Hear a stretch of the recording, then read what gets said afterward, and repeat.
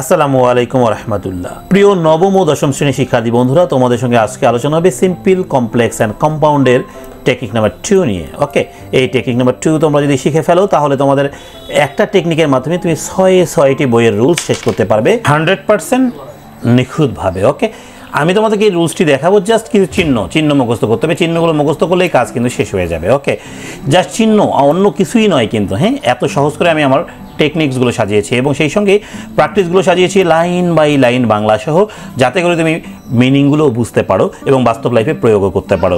Meaning যদি বুঝে ভালোভাবে পড়ালেখা করো তাহলে তুমি অবশ্যই ফিউচারে সাকসেসফুল হতে পারবে। ওকে, প্রিয় শিক্ষার্থী, তোমরা এই নোটসগুলো আমার কাছ থেকে নিতে পারবে। এই নোটসগুলো সহ অন্যান্য কী কী নোটস থাকবে একটু দেখে নাও। সেই নোটসগুলো রমজান মাস উপলক্ষে ডিসকাউন্ট চলছে 500 টাকার নোট 300 টাকায়। প্রিয় শিক্ষার্থী, নোটগুলো কালেক্ট করতে হোয়াটসঅ্যাপে যোগাযোগ করো বা সরাসরি কল করো। ওকে, এখানে যা যা থাকছে সিন আনসিনের লাইন বাই লাইন বাংলা থাকবে। হ্যাঁ, তোমরা স্ক্রিনশট করো। গ্রামারগুলোর ম্যাজিক রুলস থাকবে, কমন পেলেও অ্যান্সার হবে, না হলেও হবে। রিঅ্যারেঞ্জের বাংলা থাকবে, magic paragraph, magic special paragraph, story writing, হ্যাঁ special story writing, graph chart লেখার ফর্মুলা, ডায়ালগ লেখার ফর্মুলা, হুবহু মার্কস আসবে। সিভি লেখার ফরম্যাট হুবহু মার্কস থাকবে। অ্যাপ্লিকেশন লেখার ফরম্যাট থাকবে। কম্পোজিশন বানিয়ে লেখা যাবে কীভাবে সেটা থাকবে এবং স্পেশাল কম্পোজিশন থাকবে। প্রিয় শিক্ষার্থী, চলো আমরা এখন আলোচনা করছি টেকনিক নাম্বার 2। দেখো, টেকনিক নাম্বার 2 এ রয়েছে কমপ্লেক্সের চিহ্ন হচ্ছে if, subject, do not, does not বা ডিড নট। তাহলে মনে রাখবে ইফের পরে সাবজেক্ট থাকবে, টেকনিক নাম্বার 1 এ ছিল। টেকনিক নাম্বার যুক্ত হলো ডু নট, ডাজ নট বা ডিড নট। আর কম্পাউন্ড সেন্টেন্সে শর্তবোধক অর থাকবে। শর্তবোধক কি আমি গত ক্লাসে তোমাদেরকে বুঝিয়েছিলাম, আজকে আবারও বলছি। যে বাক্যটা মূল ভার্ব দিয়ে শুরু হয় বা শুরু করা হয় সেটি হলো শর্তবোধক বাক্য। ক্লিয়ার? তাহলে শর্তবোধক অর কি, অরটা মাঝে থাকবে।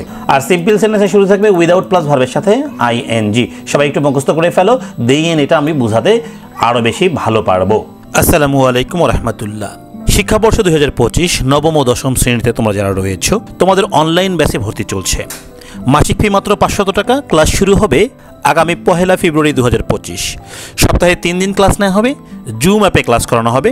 যারা ক্লাস মিস করবে তাদেরকে রেকর্ডেড ক্লাস দেওয়া হবে। স্পেশাল হ্যান্ডনোট দেওয়া হবে, যার মাধ্যমে তুমি 95% প্লাস মার্কস তুলবে ইংরেজিতে ইনশাআল্লাহ। প্রিয় শিক্ষার্থী, তোমরা যদি বিস্তারিত জানতে চাও আমার এই নাম্বারে সরাসরি বা হোয়াটসঅ্যাপে যোগাযোগ করতে পারো। প্রিয় শিক্ষার্থী, আশা করছি তোমাদের মুখস্থ হয়ে গেছে। তাহলে চিহ্নগুলো দেখে দেখে আমরা এখন অ্যান্সার করবো। দেখো, এখানে রয়েছে if you do not study you will fail in the exam. এই বাক্যটাকে আমি সহজ করে তোমাদেরকে বোঝাবো এবং দেখাবো এখানে 6টা নিয়ম কিভাবে প্রয়োগ হলো। ঠিক আছে?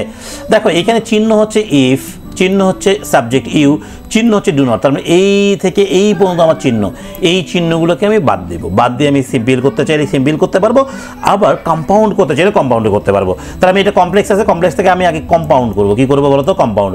তাহলে এই দেখো, ইফ ইউ ডু নট, এটা থাকবে না, বাদ যাবে, বাদ যাবে। থাকে তাহলে কি স্টাডি, এই স্টাডির প্রথম অক্ষরটা ক্যাপিটাল লেটার করে দিলাম, কারণ আমাদের মূল ভার্ব দিয়ে শুরু হলো, বাক্যটা কেবল শুরু হলো। এই কমা আছে না, দেখো এই কমার জায়গায় আমি অর দিয়ে দিলাম, ঝামেলা শেষ। এরপর বাকি যা আছে তাই, জাস্ট চিহ্ন পরিবর্তন করছি। এটা অনেক ইজি, এটাকে তোমরা একটা ম্যাজিক্যাল রুলস বলতে পারো। ক্লিয়ার? এইবার দেখবো আমরা সিম্পল কিভাবে করতে হবে। আমি চাইলে এই কম্পাউন্ড থেকেও সিম্পল করতে পারি, চাইলে আমি আবার কমপ্লেক্স থেকেও সিম্পল করতে পারি। এখন আমি তোমাদেরকে দেখাচ্ছি কমপ্লেক্স থেকে কিভাবে আমি সিম্পল করবো, দেন কম্পাউন্ড থেকেও দেখাবো। তবে সবাই আগে মনে রাখবা এখানে চিহ্নগুলোকে কি, ইফ, সাবজেক্ট, ডু নট। তাহলে এই চিহ্নগুলো কিন্তু আমার বাদ যাবে, তাই না? বাদ গিয়ে কি হবে, আমাদের নিতে হবে প্রথমে উইদাউট। প্রথমে কি নিতে হবে? উইদাউট। এই নিলাম উইদাউট। আর এই স্টাডি শব্দটা আছে না, স্টাডির সঙ্গে নিব আইএনজি, স্টাডিং। এরপরে দেখো বাকি যা আছে, কমা, শুদ্ধ যা আছে সব রাখবো। এখন যদি আমি কম্পাউন্ড থেকে করতে চাই, পরীক্ষায় আসে এই বাক্যটা আসছে আর এইটা করতে বলছে, আমরা পারবো না? অবশ্যই পারবো। দেখো এখানে চিহ্নকে, এখানে চিহ্ন শুধুমাত্র অর, তাই না? তাহলে এই অরকে আমি বাদ দিবে, প্রথমে উইদাউট নিব, নিলাম উইদাউট। আর ভার্বের সঙ্গে আইএনজি, স্টাডি হলো ভার্ব, তার সঙ্গে আইএনজি, স্টাডিং। অরের জায়গায় হবে কমা, বাকি যা আছে তাই। এখন দেখো, আমি তোমাদেরকে বলি কিভাবে এখানে 6টা নিয়ম প্রয়োগ হলো। হ্যাঁ, তোমরা এটা যদি ঠান্ডা মাথায় বুঝো তাহলে দেখো, পরীক্ষায় তোমাকে বইয়ে নিয়ম পড়তে হবে। কমপ্লেক্স থেকে সিম্পল একটা নিয়ম, কমপ্লেক্স থেকে কম্পাউন্ড একটা নিয়ম, 2টা হলো। হ্যাঁ, আবার দেখো সিম্পল থেকে কমপ্লেক্স একটা নিয়ম, 3টা হলো। আবার সিম্পল থেকে কম্পাউন্ড একটা নিয়ম, 4টা হলো। আবার দেখো কম্পাউন্ড থেকে সিম্পল 5টা, আবার কম্পাউন্ড থেকে কমপ্লেক্স 6টা নিয়ম হয়ে গেল। ক্লিয়ার? এইবার দেখবো আমরা কমপ্লেক্স। হ্যাঁ, আর একটা প্র্যাকটিস করবো, এটা আমি তোমাদেরকে লিখে দেখাবো, তাহলে তোমরা আরও ভালো বুঝবে আশা করা যায়। ঠিক আছে? এইবার আমি অন্য ধরনের একটা উদাহরণ নিয়ে তোমাদেরকে এটা অ্যান্সার করে দেখাচ্ছি। এইবার আমি এই সিম্পলটা এই প্রশ্নে নিলাম, কি নিলাম? সিম্পলটা নিচ্ছি। দেখো, চলো আমি সিম্পল থেকে তোমাদেরকে অ্যান্সার করে দেখাবো। দেখো এই যে বাক্যটা নিয়েছি, এই বাক্যটা কিসে আছে তোমরা নিজেরাই বলো, এটা সিম্পলে আছে, তাই না? কি দেখে বুঝলাম? উইদাউট। উইদাউট আমার চিহ্ন এখানে, আর আইএনজি হলো চিহ্ন, তাই না? আর কে চিহ্ন, আইএনজি। তাহলে এইটার কারণে আমি বুঝলাম সিম্পল। তাহলে উইদাউট আর আইএনজির সঙ্গে আমি যদি কমপ্লেক্স করতে চাই, এই বাক্যটা যদি বলি যে আমি কমপ্লেক্স করব, তাহলে অবশ্যই আমাকে কি করতে হবে, কমপ্লেক্সের চিহ্ন নিতে হবে আর সিম্পলের চিহ্নগুলোকে বাদ দিতে হবে। তাহলে সিম্পলের চিহ্ন বাদ যাবে উইদাউট আর আইএনজি। তাহলে এখন আমাকে কি ভাবতে হবে, অবশ্যই কমপ্লেক্সের চিহ্ন হিসেবে নিব ইফ, তারপরে নিব সাবজেক্ট। এই বাক্যের সাবজেক্ট কিন্তু আমার হি আছে, কি আছে, হি, নিয়ে নিলাম হি, ইফ হি। আচ্ছা এইখানে কি হি এর সঙ্গে ডু নট হবে না ডাজ নট হবে? অবশ্যই হবে ডাজ নট, এই নিলাম does not, if he does not. Practicing এর আইএনজি বাদ দিলে থাকে কি প্র্যাকটিস, এই প্র্যাকটিস কথাটা কিন্তু লিখতে হবে PRACTICE, প্র্যাকটিস। তারপরে বাকি কি আছে, ওই কমা তো কমাই, বাকি আবার কি আছে, he will not improve his skill. তাহলে যা আছে তাই, এটাকে কোনো পরিবর্তন করব না, ইমপ্রুভ হিজ স্কিল। ক্লিয়ার, বুঝতে পারছো? এইবার তোমরা যদি বলো যে না স্যার আমি এই কমপ্লেক্স থেকে সিম্পল করতে চাই, পারবো কিনা? 100% তুমি পারবে। কিভাবে পারবে দেখো, আমি দেখিয়ে দিচ্ছি। তাহলে কমপ্লেক্সের চিহ্ন হচ্ছে ইফ, সাবজেক্ট, ডু নট, এটাকে আমি বাদ দিব, বাদ দিয়ে কি নিব, সিম্পলের চিহ্ন, সিম্পলের চিহ্ন নিলাম উইদাউট। আর এই যে ভার্ব আছে প্র্যাকটিস, এই প্র্যাকটিসের সঙ্গে নিব আইএনজি, বাকি যা আছে তাই। ক্লিয়ার?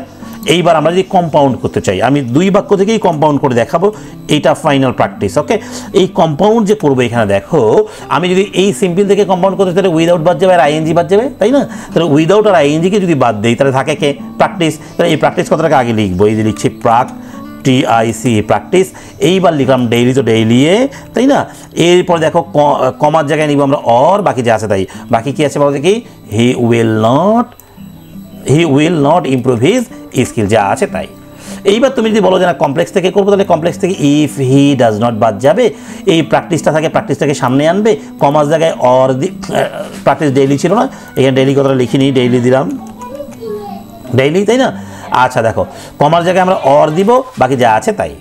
ওকে প্রিয় শিক্ষার্থী, দেখো আমি কত সুন্দর করে তোমাদেরকে এই উদাহরণগুলো দিয়েছি। অসংখ্য উদাহরণ তোমাদের রয়েছে বাংলা সহ। এই নোটসগুলো তোমাদের কালেক্ট করার প্রয়োজন যদি ভালো প্রিপারেশন তুমি নিতে চাও। ওকে প্রিয় শিক্ষার্থী, আজকের মতো এখানে বিদায় নিচ্ছি। সবাই ভালো থাকবে, আল্লাহ হাফেজ।